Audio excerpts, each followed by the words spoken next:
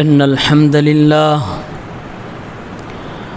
نحمده ونستعينه ونستغفره ونعوذ بالله من شرور أنفسنا ومن سيئات أعمالنا من يهده الله فلا مضل له ومن يضلل فلا هادي له وأشهد أن لا إله إلا الله وحده لا شريك له وأشهد أن محمدًا عبده ورسوله يا أيها الذين آمنوا اتقوا الله حق تقاته ولا تموتن إلا وأنتم مسلمون يا أيها الناس اتقوا ربكم الذي خلقكم من نفس واحدة وخلق منها زوجها وبث منهما رجالا كثيرا ونساء واتقوا الله الذي تساءلون به والأرحام إن الله كان عليكم رقيبا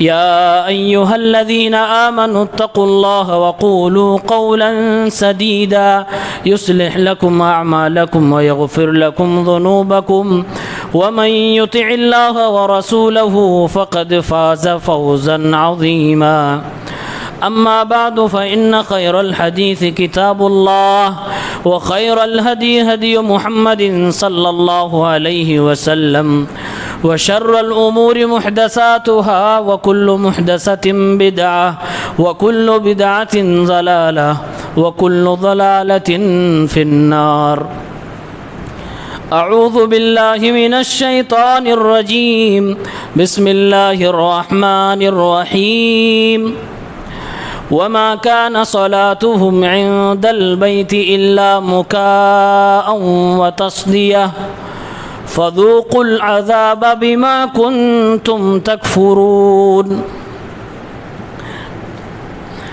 حاضرین جمعہ، اسلامی بھائیوں،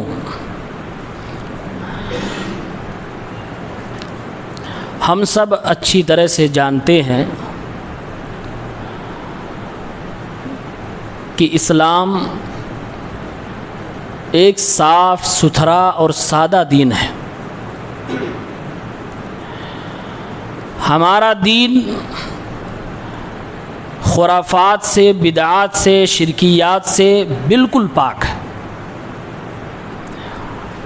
سخت ناپسند کیا گیا ہے کہ کوئی شخص دین کا نام لے کر ایسی باتیں کہے یا بولے یا کرے جس کا تعلق دین سے نہیں، جناب محمد الرسول اللہ صلی اللہ علیہ وسلم کی شریعت سے نہیں ہے. اس سے بڑی بات کیا ہو سکتی ہے کہ آپ صلی اللہ علیہ وسلم کہتے ہیں کہ ایک وہ دن بھی آئے گا جب میں اپنی امت کے لوگوں کو اس وقت پانی پلاؤں گا جس وقت انسانیت پیاس کیا سائے کے لیے بھی ترس رہی ہوگی. اپنی رحمت کی دریا میں اس وقت دکھاؤں گا، لیکن ایسے وقت میں بھی مجھے روک دیا جائے گا کہ آپ اپنی امت کے فلاں فلاں لوگوں کو پانی نہ پلائیں. وہ کون لوگ ہوں گے؟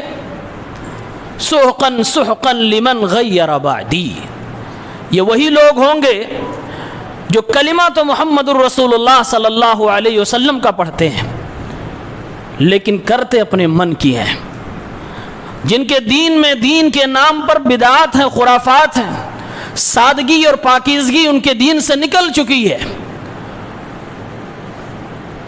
ان کے اعمال دیکھے جائیں تو بے عین ہی کفار کے اعمال لگتے ہیں، شرک سے بھرے پڑے ہیں. لگتا ہی نہیں ہے کہ یہ وہ لوگ ہیں جو کبھی کلمہ بھی پڑھا کرتے تھے. انہیں دیکھ کے لگتا ہی نہیں ہے کہ اس نبی کے یہ جانشین ہیں جس نبی نے کبھی خانہ کعبہ کی چہار دیواری میں مار بھی کھائی ہے توحید کے لیے. انہیں دیکھ کے لگتا ہی نہیں ہے کہ یہ ان کی نسل ہے جو بلال حبشی جیسے ہستی کی نسل ہے جنہوں نے صرف کلمہ توحید کے لیے سینے پر بھاری بھرکم پتھر کو بھی برداشت کیا تھا.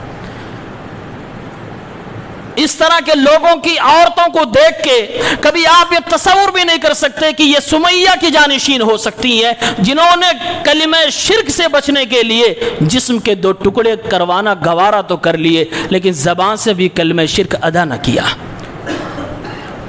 اور آج یہی عورتیں، اسی امت کی عورتیں، دعویٰ ہے فاطمہ الزہرا کی سیرت اپنانے کا، دعویٰ ہے امہات المومنین کی طرح جینے کا، نام بھی وہی ہے، لیکن کام مشرکین کی طرح ہے، کام مشرکہ عورتوں کی طرح ہے۔ آپ شرک کے تمام اڈوں پر جا کر دیکھ لیجئے، عورتوں کی پرسنٹیج زیادہ ہے، عورتوں کی تعداد زیادہ ہے، بدعقیدگی کی شکار عورتیں زیادہ ہیں، اور عورتیں اپنے شوہروں کو بھی وہاں لے جا رہی ہیں۔ شرک کا، گانے بجانے کا، بے حیائی و بے شرمی کا، زناکاری کا، بدعات و خرافات کے اڈے بن چکے ہیں وہ جگہیں جہاں لوگ عقیدت سے جایا کرتے ہیں، جہاں عقیدہ ہے کہ اللہ کا ولی یہاں پر مدفون ہے۔ دنیا کا وہ کون سا جرم ہے، وہ کون سا گناہ ہے جو ایسی جگہوں پہ نہیں ہو رہا ہے؟ شرک سے لے کر چوری، ڈکیتی، زناکاری، بدماشی، نظر بازی، ہر چیز ہو رہی ہے، اور تھوک کے حساب سے ہو رہی ہے۔ نہ کوئی بولنے والا ہے، نہ کوئی سمجھانے والا ہے، اور سب سے بڑی بات نہ کوئی سننے اور ماننے والا ہے۔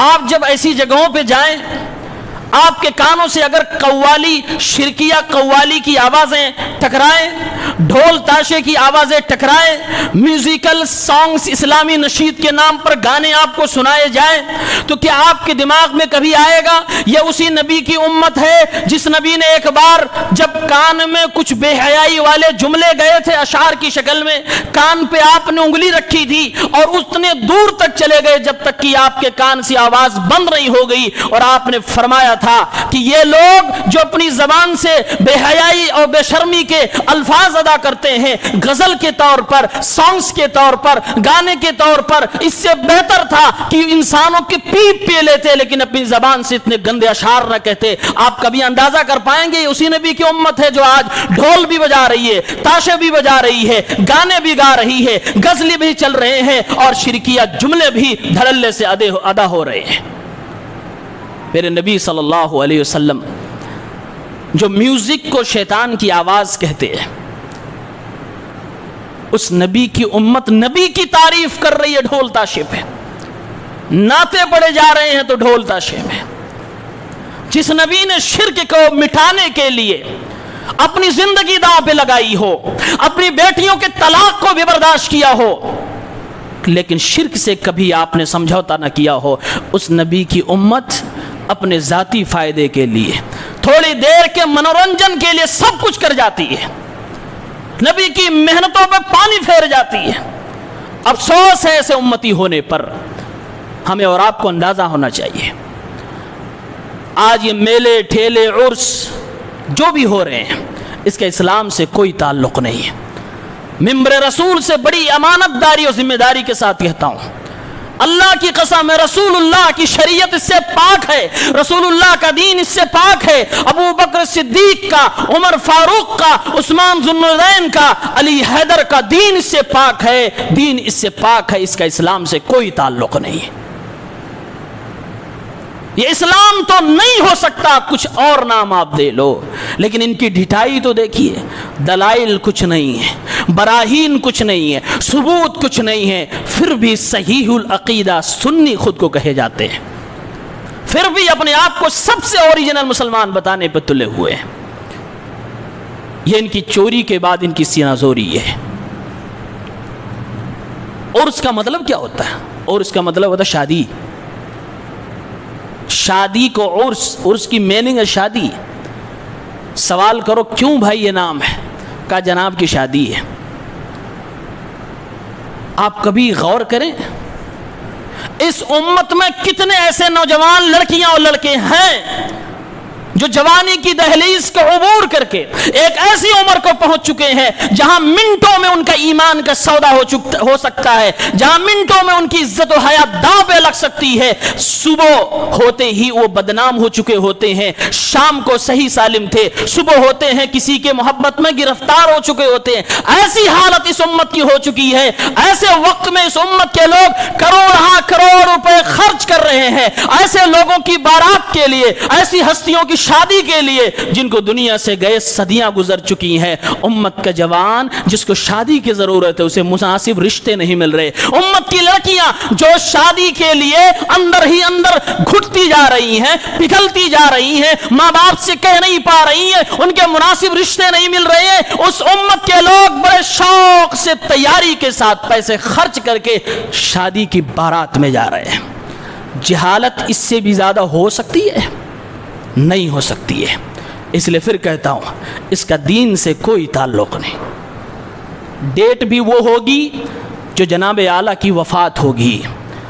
بڑا عجیب المیہ ہے، وفات یا آپ کے عقیدے کے مطابق دنیا سے پردہ کر جانے کے دن آپ ان کی شادی کی بارات نکالتے ہیں، آپ خوشی مناتے ہیں۔ کیا عجیب تماشا بنا رکھا ہے دین کا اس سے کوئی تعلق نہیں۔ یہ غیروں کے ساتھ جو ہم رہ رہے ہیں، جو کنورژن ہوا ہے، ہم نام تو بدل لیے، کپڑے بدل لیے، ٹوپیاں بدل گئی، لباس بدل گئے، کھان پان بدل گئے، تہوار بدل گئے، لیکن عقیدے وہی ہے، سوچ و خیالات وہی ہیں۔ ہمیں اپنے خیالات بدلنے ہوں گے۔ دلوں میں جو مردے، دلوں میں جو بت، دلوں میں جو صنم پائے جاتے ہیں انہیں ہمیں توڑنے کی ضرورت ہے۔ میرے نبی نے 13 سال تک لوگوں کے دلوں میں جو بت تھے اس کو توڑا ہے، دلوں میں توحید کو جگایا ہے، شرک کی قباحت و شناعت بتا کر شرک ان کے دلوں سے نکالا ہے، ان کے اعمال سے نکالا۔ ذرہ برابر آپ نے کبھی سمجھوتا نہیں کیا تھا۔ آج ہمارے دلوں میں غیر اللہ کی محبت ہے، عقیدت ہے، پیار ہے، محبت ہے۔ کیوں؟ اس لیے کہ ہمیں آسان لگتا ہے۔ اللہ کو چھوڑ کر جب کوئی بندہ کسی غیر اللہ سے لگ جاتا ہے، آپ دیکھتے ہوں گے ان لوگوں میں جو سب سے زیادہ نیک ہوگا، ان میں بھی جو سب سے زیادہ نیک ہوگا، دنیا میں ولی کہلایا جاتا ہوگا، وہ بھی عبادتوں سے کوسوں دور ہوگا۔ کیوں؟ کیونکہ اللہ کو چھوڑ کر کسی اور کی چوکھٹ پہ جانے والے عبادت نہیں کرتے، اس لیے ان کو آسان لگتا ہو دین کہ جس میں نہ تو روزے کی ضرورت ہے، نہ تو نماز کی ضرورت ہے، نہ صدقات و خیرات کی ضرورت ہے، ہاں چند ڈھکوسلے بازیوں کی ضرورت ہے، حاضری کی ضرورت ہے، 2-4 میٹر ہرے کپڑے کی ضرورت ہے۔ اس سے دین مل جاتا ان کو، اس سے انہیں جنت کی ضمانت مل جاتی ہے، اور بتانے والے ان کے ایمان کے ساتھ کھیل جاتے ہیں۔ ہائے رے امت محمدیہ، تو کتنی بے وقوف ہو گئی، کتنی جہالت کے دہلیز پر پہنچ چکی ہے کہ تو اتنی جاہل ہے، سادہ صاف ستھرا دین بھی تجھے سمجھ میں نہیں آتا۔ ابو داؤد کی روایت ہے، کتاب المناسک باب زیارت القبور 2042، اللہ کے رسول صلی اللہ علیہ وسلم فرماتے ہیں لا تجعلوا بیوتکم قبورا ولا تجعلوا قبری عیدا وصلوا علی فإن صلاتکم تبلغنی حیث کنتم۔ اے میری امت کے لوگوں، اپنے گھروں کو قبرستان نہ بنایا کرو، یعنی کہ جس طرح سے قبرستان میں اللہ کی عبادت نہیں ہوتی، اس میں جو لوگ موجود ہوتے ہیں وہ مردہ ہوتے ہیں، اس طرح سے اپنے گھروں کو قبرستان نہ بنایا کرو، یعنی رہتے تو اپنے گھر میں ہو لیکن تم زندہ ہونے کے بعد بھی اسلام کی نظر میں مردہ نظر آتے ہو۔ اللہ کے نبی یہ کہنا چاہ رہے ہیں اگر تم اپنے گھروں میں رہتے ہو، اللہ کی عبادت سے تم غافل ہو، تو اللہ کی نگاہ میں تم مردہ ہو، زندہ نہیں ہو۔ تمہارے زندہ اور مردہ ہو جانے سے اللہ کو کوئی فرق پڑنے والا نہیں۔ لا تجعلوا بیوتکم قبورا، اے میری امت کے لوگوں، اپنے گھروں کو قبرستان نہ بنایا کرو، اپنے گھروں میں اللہ کے کلام کی تلاوت کیا کرو، اپنے گھروں میں اللہ کی عبادتیں کیا کرو، نفلی نمازیں پڑھا کرو، اپنے گھر میں دین کی روشنی کو برقرار رکھو، دینی تربیت کو زندہ رکھو۔ ولا تجعلوا قبری عیدا، اور اے میری امت کے لوگوں، میری قبر کو عید نہ بنانا، میری قبر کو میلے ٹھیلے کی جگہ نہ بنانا، میری قبر کو عرس کی جگہ نہ بنانا، میری قبر کو شرک کا اڈا نہ بنانا، میری قبر کو بت خانہ اور صنم خانہ निशाना बनाना।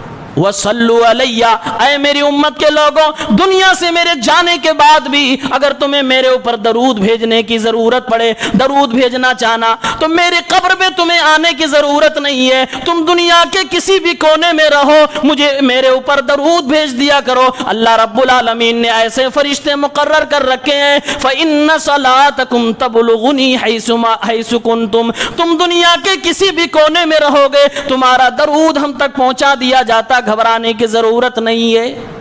इस हदीस का मतलब देखें, औनुल माबूद के अंदर लिखते हैं, इमाम मनावी का कौल जिक्र करते हैं, आपने फरमाया इस हदीस में यह बतलाया जा रहा है जो आज दुनिया के अंदर किसी वली या किसी बुजुर्ग की कब्र के ऊपर सजदे किए जा रहे हैं, शिरक किए जा रहे हैं, मेले ठेले लगाए जा रहे हैं, गोया कि अल्लाह के नबी फरमा रहे हैं, ऐ मेरी उम्मत के लोगों, जब मैं इमाम कायनात होने के बावजूद, मैं सारी दुनिया बल्कि सारे नबियों में सबसे अफजल होने के बावजूद, सारे औलिया से कहीं ज्यादा ऊंचा मर्तबा होने के बावजूद, मैं तुम्हें इजाजत नहीं देता कि मेरी कब्र पे तुम आके सजदे करना, मेरे कब्र के ऊपर मेले ठेले बनाना और लगाना। तुम दुनिया के किसी शख्स के कब्र पर कैसे मेले लगाने की बात करते हो?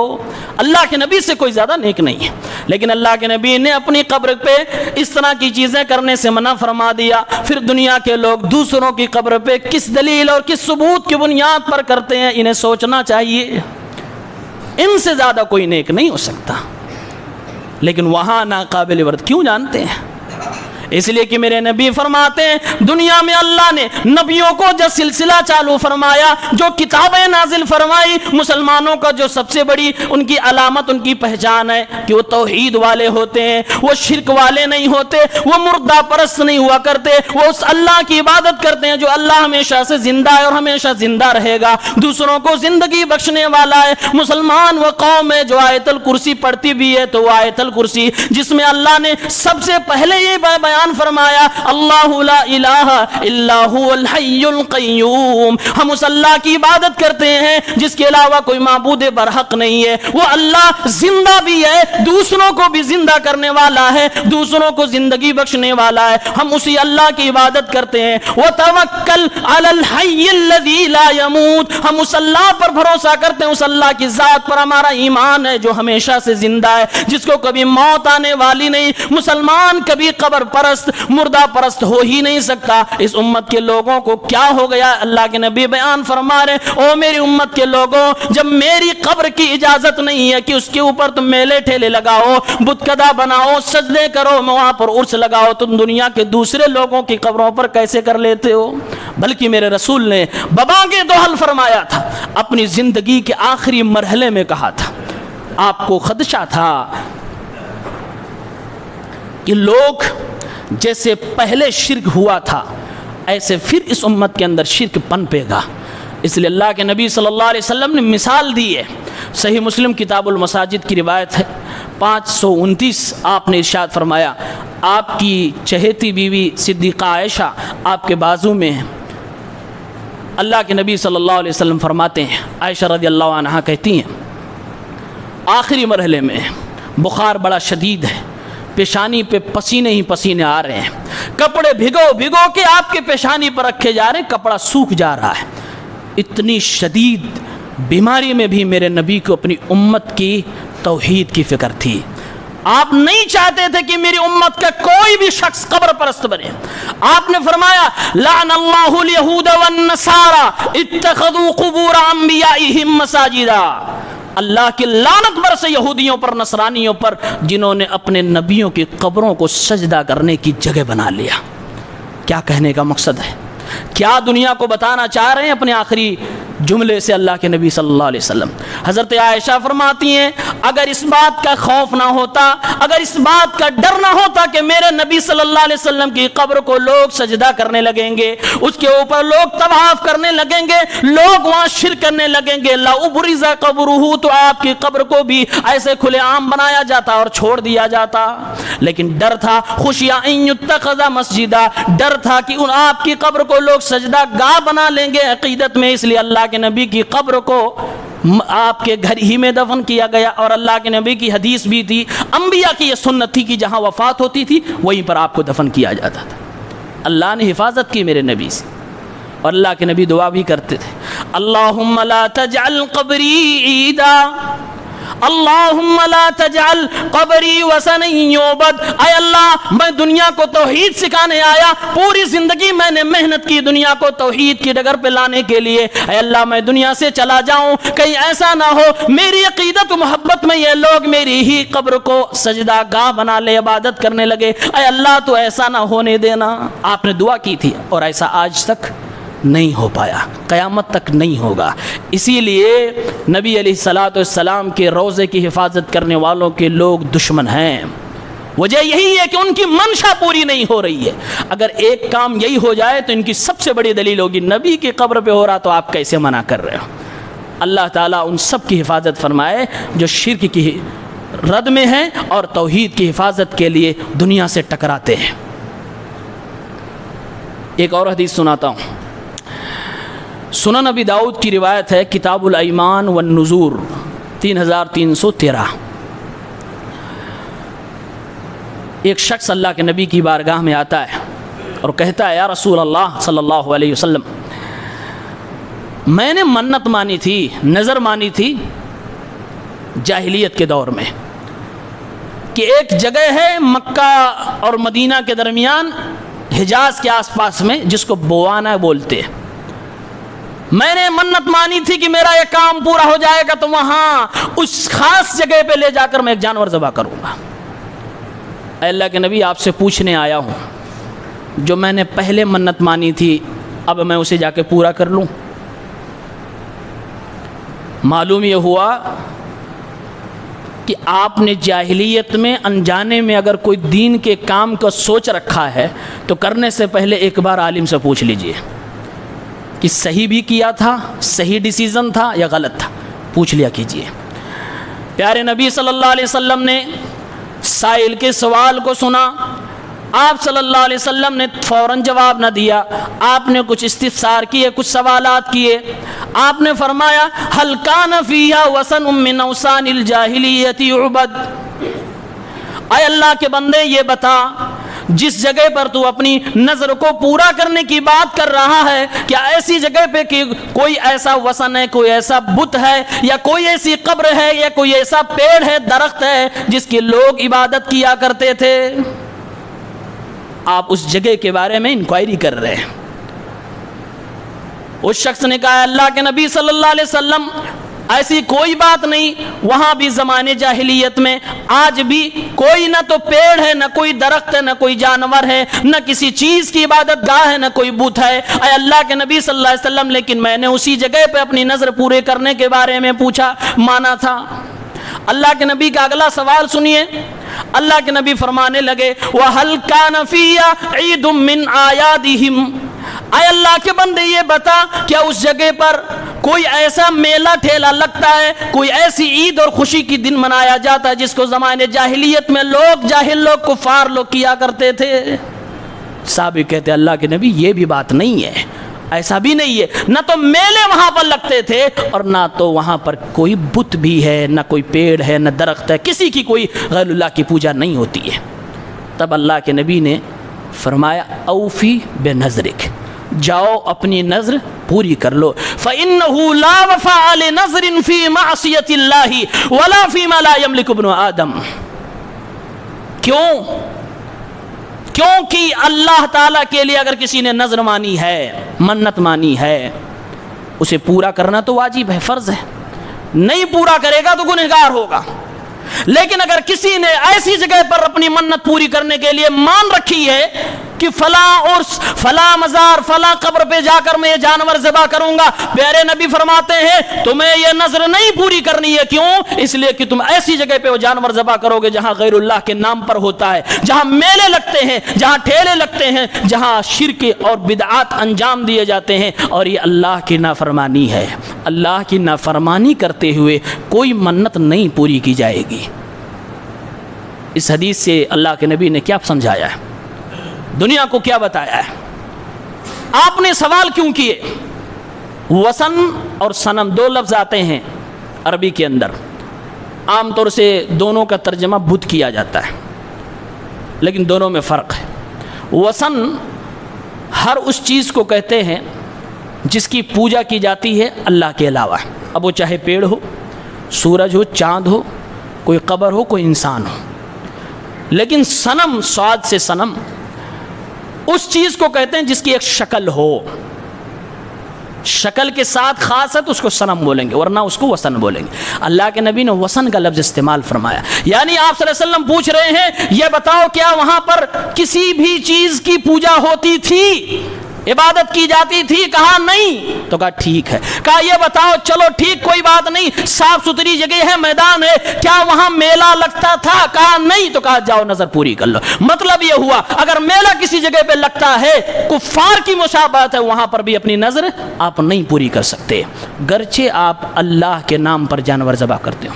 شیخ عبد المحسن العباد حفظہ اللہ، مسجد نبوی کے مدرس، ابو داؤد کی شرح کرتے ہوئے ان سے سوال کیا گیا کہ ایک کوئی ہے مزار اللہ کے ولی کا ہے، لوگوں کے کہنے کے مطابق اس جگہ پر کوئی شخص نظر مانتا کہ میرا کام ہو جائے، میری بیٹی کی شادی ہو جائے، میں ایک مرغا لے جا کر اس جگہ پہ ذبح کروں گا. نظر مانی اللہ سے، بابا سے نہیں، اللہ سے مانی ہے، اور اللہ کے نام پہ وہ ذبح کرنا چاہتا، بس اتنی سی بات ہے. وہ کہتا کہ وہاں فلاں مزار پہ لے جا کے ذبح کروں، کیا جائز ہے؟ انہوں نے کہا اس حدیث کے روشنی میں، اسی حدیث کی شرح میں فرمایا لا یجوز، یہ جائز نہیں ہے، یہ اسلام میں حرام ہے. کیونکہ اللہ کے نبی صلی اللہ علیہ وسلم نے یہ تعلیم دی ہے کہ ایسی جگہ جس جگہ پہ اللہ کے ساتھ کسی اور کی عبادت کی جاتی ہو، اللہ اس شراکت کو بھی پسند نہیں فرماتا، اللہ اس عبادت کو ٹھوکر مارتا ہے. جس عبادت کو ایسی جگہ پہ کیا جائے جس جگہ پر اللہ تعالیٰ کی نافرمانی ہو رہی ہو، اللہ کے ساتھ شرک کیا جا رہا ہو، وہاں ذرہ برابر گنجائش نہیں ہوتی، دور دور تک شرک بھٹکنے نہ پائے، وہ اسلام ہمیں چاہیے، وہ توحید ہمیں چاہیے. کہا بالکل جائز نہیں ہے. کہا اللہ کے نام پر وہ بسم اللہ اللہ اکبر کر کے ذبح کرے گا؟ کہا پھر بھی جائز نہیں ہے. وہ کیوں وہاں لے جا کر ذبح کر رہا؟ اگر ذبح کر رہا اللہ کے نام پر ذبح کر رہا، اللہ کے لیے مانا تھا، اگر کر رہا ہے تو اس کا مطلب یہ ہے کہ قبر والے کے تعلق سے اس کے دل میں محبت ہے جو اللہ کی محبت پہ غالب آ رہی ہے.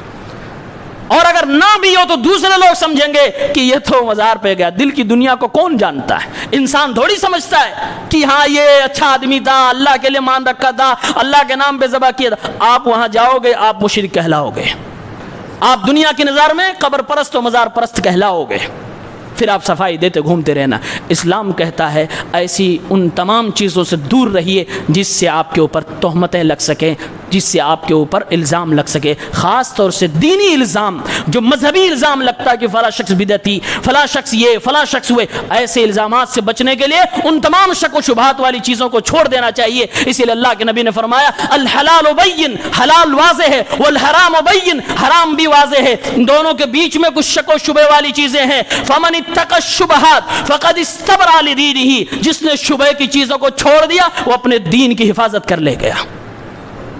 یہ میرے رسول کا فرمان ہے. آج یہی سب ہوتا ہے. آپ کے سامنے سورہ انفال کی آیت نمبر 35 ہم نے شروع میں پڑھی تھی. یہاں کیا کیا ہو رہا ہے مجھ سے کہیں زیادہ بہتر آپ سب جانتے ہیں، بچپن سے آپ سب جانتے ہیں، ہم آپ سے سن کے جانے ہیں، آپ بخوبی جانتے ہیں. لیکن جو قرآن کہتا ہے وہ میں بتا رہا ہوں، پھر آپ اس کو اور اس کو ٹیلی کیجئے یہ کہاں جا چکے ہیں. اللہ تعالیٰ نے قرآن کریم میں ان مشرکوں کی حالت کو بیان کیا ہے جو میرے نبی کے سامنے تلوار لے کر کھڑے رہتے تھے آپ کی گردن اتارنے کے لیے، آپ کے خلاف سازشیں، میٹنگیں، قتل کی، آپ کو ہر طرح سے برباد کرنے کی کوشش میں رہتے تھے. انہی مشرکوں کا عقیدہ قرآن کہتا ہے، بیان کرتا ہے. اللہ تعالیٰ نے فرمایا وَمَا كَانَ صَلَاتُهُمْ عِنْدَ الْبَيْتِ إِلَّا مُكَاءً وَتَصْدِيَةً. یہ اللہ کے نبی کے جو جانی دشمن تھے، یہ جو مشرکین مکہ تھے، یہ لوگ زمانے جاہلیت میں جب ان کا غلبہ چلتا تھا خانہ کعبہ پر یہ مسلط تھے. اللہ کے نبی فرماتے ہیں، اللہ تعالیٰ قرآن میں کہتا ہے اس گھر کے آس پاس، اس خانہ کعبہ کے پاس یہ لوگ عبادت کرتے تھے. ان کی عبادت کیا ہوا کرتی تھی؟ اللہ نے فرمایا ان کی عبادت یہ ہوا کرتی تھی کہ یہ ننگے طواف کرتے تھے، طواف کرتے ہوئے اپنے منہ میں انگلیاں ڈال کر سیٹی بجایا کرتے تھے، تالی بجایا کرتے تھے. یہ مشرکوں کی عبادت ہے. اللہ نے قرآن میں بیان فرمایا فذوقوا العذاب بما کنتم تکفرون. آئے وہ لوگوں جن کی عبادت کے یہ عالم ہے کہ سیٹیاں بجا کر عبادت کر رہے ہو, تالیاں بجا کر عبادت کر رہے ہو, ننگے طواف کر رہے ہو, یعنی اللہ کی عبادت تم کرنا چاہتے ہو, تمہارا دعویٰ ہے کہ ہم اللہ کی عبادت کر رہے ہیں جبکہ تم شرک کر رہے ہو. اس میں بھی بے حیائی ہے, اس میں بھی گانے ہیں, اس میں بھی سیٹیاں اور تالیاں ڈھولک بجی ہوئی ہے. اللہ فرماتا ہے فذوقوا العذاب بما کنتم تکفرون. یہ کر کے تم نے جو کفر کیا ہے اس کفر کے بدلے میں تم عذاب چکھنے کے لیے تیار ہو جاؤ. یہ میری عبادت نہیں, یہ شیطان کی عبادت ہے. اللہ فرما رہا فذوقوا العذاب, عذاب کو چکھو بما کنتم تکفرون. یہ تم کفر کر رہے ہو, اسلام نہیں ہے.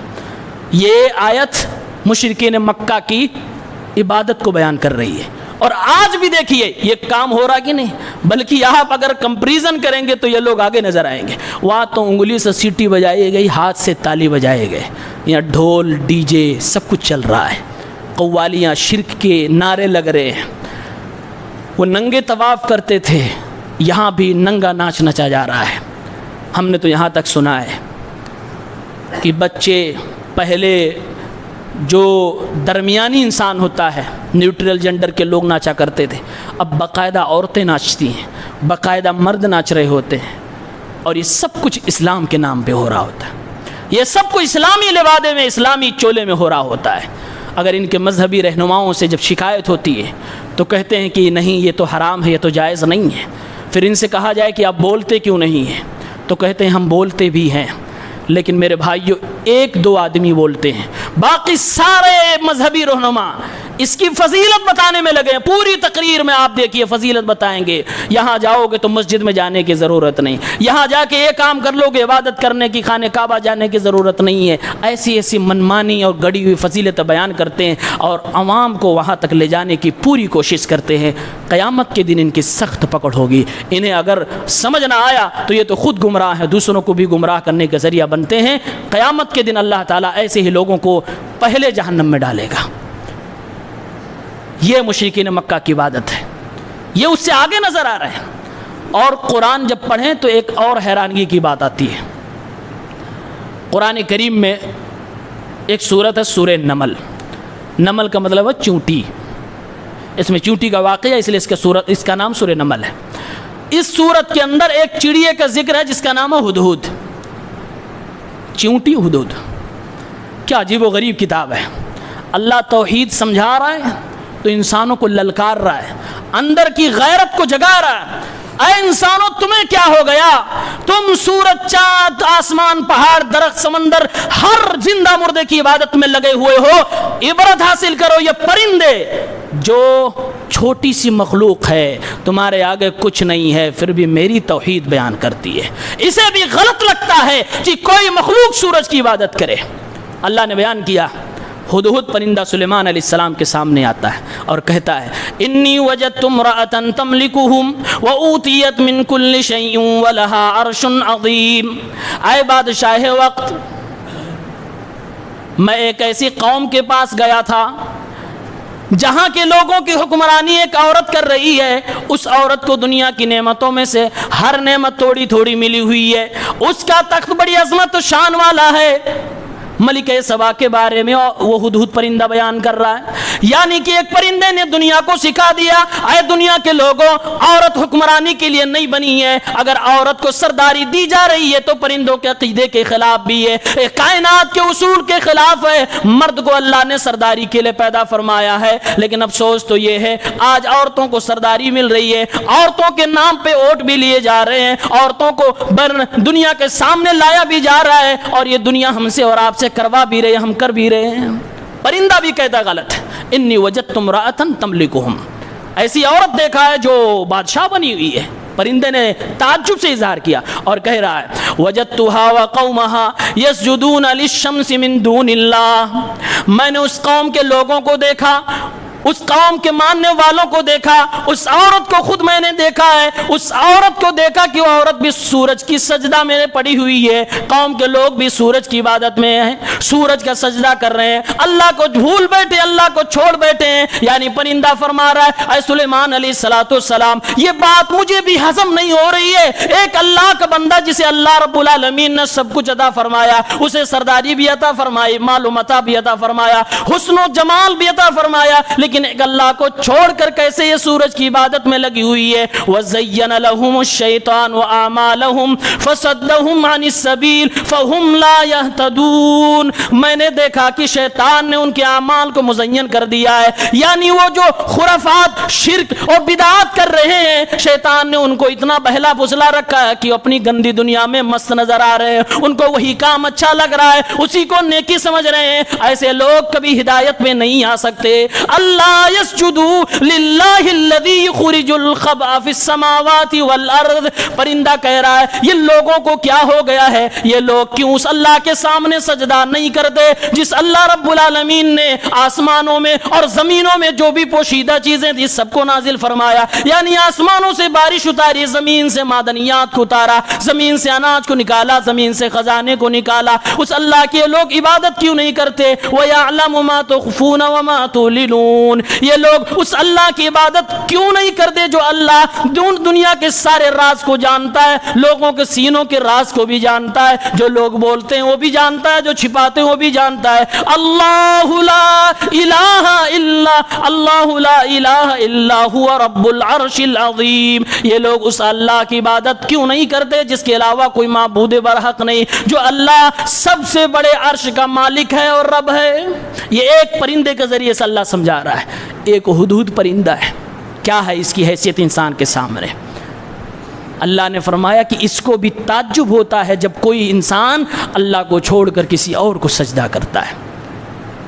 وہ سورج جس کے بارے میں شروع میں ابراہیم علیہ السلام کو کہا گیا تھا، آپ نے دیکھا تھا، کہا تھا ھذا ربی ھذا اکبر، یہ سب سے بڑا ہے اور یہی میرا رب ہے۔ پہلے ستارہ دیکھا، پھر چاند دیکھا، پھر سورج پہ آ کے رکے تھے اور کہا تھا یہ سب سے بڑا۔ سورج کی عبادت بھی کوئی کرے تو اللہ فرما رہا جانوروں کو تعجب ہوتا ہے، پرندوں کو تعجب ہوتا ہے، یہ کیا ہو گیا انسان کو، یہ کس کی عبادت میں لگا پڑا ہے؟ اگر سورج کی عبادت کرنے پر پرندوں کو، جانوروں کو تعجب ہو رہا ہے، آپ اندازہ کریں مردے کے سامنے سجدہ کرنے پر تو کیڑے مکوڑوں کو بھی تعجب ہوتا ہوگا، پرندوں کو تعجب ہوتا ہے۔ یہ زمین ہمارے گناہوں سے کراہ رہی ہوگی، کب اللہ کا عذاب آ جائے کوئی بھروسہ نہیں ہے۔ یہ ہے قرآن کا سبق، یہ ہے قرآن کی توحید، یہ ہمیں اپنانے کی ضرورت ہے۔ ہم بڑی دور کی گمراہی میں ہیں، ہمیں اندازہ نہیں ہے۔ اللہ ہمارے عقائد کی اصلاح فرمائے۔ ان سے کہا جائے بھائی سجدہ حرام ہے، کہتے ہم تعظیم میں سجدہ کرتے ہیں، ہم عبادت کا سجدہ نہیں کرتے۔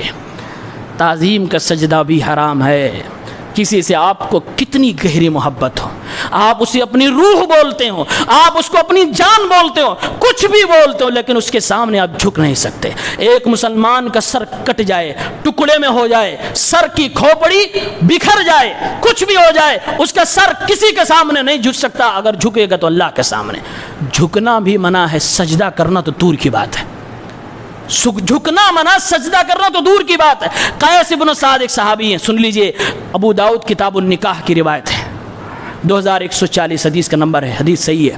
قیس بن سعد یہ ایک دوسری کنٹری میں جاتے ہیں، فارس میں، وہاں ایک بادشاہ ہے، بادشاہ کا ایک نائب ہے جو کہ پوری فوج کا کمانڈر ہے۔ فوج کا کمانڈر ایک قابل شخص ہوتا ہے، اس کے اندر قابلیت ہوتی ہے، ملک کو تقریباً وہی چلانے والا ہوتا، ملک کی حفاظت کو ضامن ہوتا ہے۔ فوج کے کمانڈر تھا مرزبان جس کو کہتے تھے اس بھاشا میں۔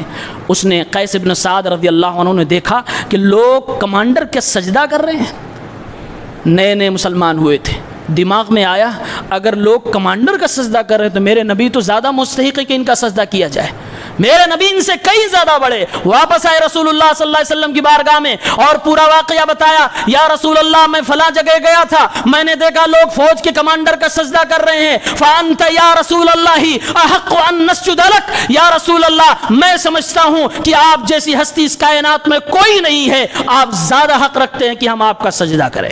ہائے ہائے، میرے رسول کے سامنے، میرے رسول، یہ ایک تعریف ہے انسان کی عظمت بیان کر رہے, اپنی محبت بیان کر رہے ہیں صحابی, لیکن میرے رسول محبت میں کبھی بھی اپنے ماننے والوں سے شرک برداشت نہیں کرتے تھے. آپ صلی اللہ علیہ وسلم نے فوراً ارشاد فرمایا فلا تفعلوا, ہرگز تم ایسا نہیں کر سکتے, میرا سجدہ کسی کے لیے بھی جائز نہیں ہے. کون فرما رہا؟ رسول اللہ صلی اللہ علیہ وسلم. میرا سجدہ کہ کوئی میرا امتی نہیں کر سکتا, میں اس کی اجازت نہیں دے سکتا. لو کنت آمرا احدا لاحد ان يسجد لاحد, اگر میں کسی کو اجازت دیتا کہ کسی اور دوسرے انسان کا سجدہ کرے, لامرت النساء ان يسجدن لازواجهن لما جعل الله عليهن من الحق, اگر میں یہ کرتا بھی تو میں ایک بیوی کو بولتا کہ اپنے شوہر کے سامنے سجدہ ریز ہو جائے, کیونکہ شوہر کا مقام بیوی کی نگاہ میں بہت عالی ہے.